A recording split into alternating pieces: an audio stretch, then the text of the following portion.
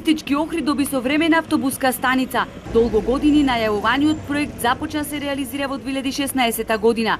Покрај овој капитален објект тежок 7 милиони евра на постојната локација, како што беше и предвидено, се гради трговски центар.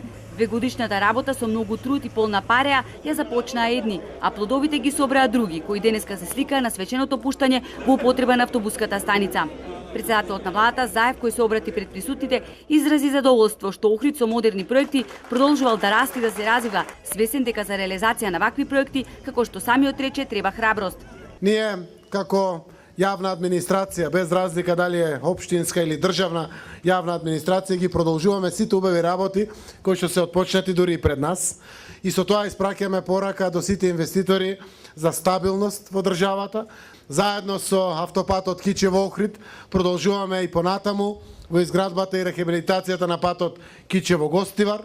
Новата автобуска станица е проект на ВМРО-ДПМН, кој отпочна изминативе години и на кој особено сме горди како партија, бидејќи охриѓани го заслужуваат. Кога се отпочнуваше проектот нова автобуска станица, тие безсмислено го напаѓа и критикуваа, велат од охридскиот огранок на ВМРО-ДПМН. Не сме сигурни ги прашуваме господата од СДСМ. Кога повеќе им беше срам? Тогаш кога критикува дека ќе се прави нова автобуска станица за охриѓани, или денес кога се нацртани сите дојден да се сликаат и да сечат лента, заборавајќи на се она што го говореа против проектот.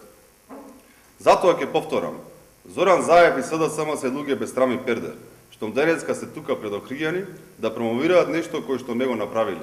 Автобуската станица и трговскиот центар се простираат на вкупна површина од 18.600 метри квадратни. Сега актуелниот градоначалник Стојановски рече дека ова ќе придонесе за зголемување на туристичкиот промет и подобрување на туристичката понуда во градот.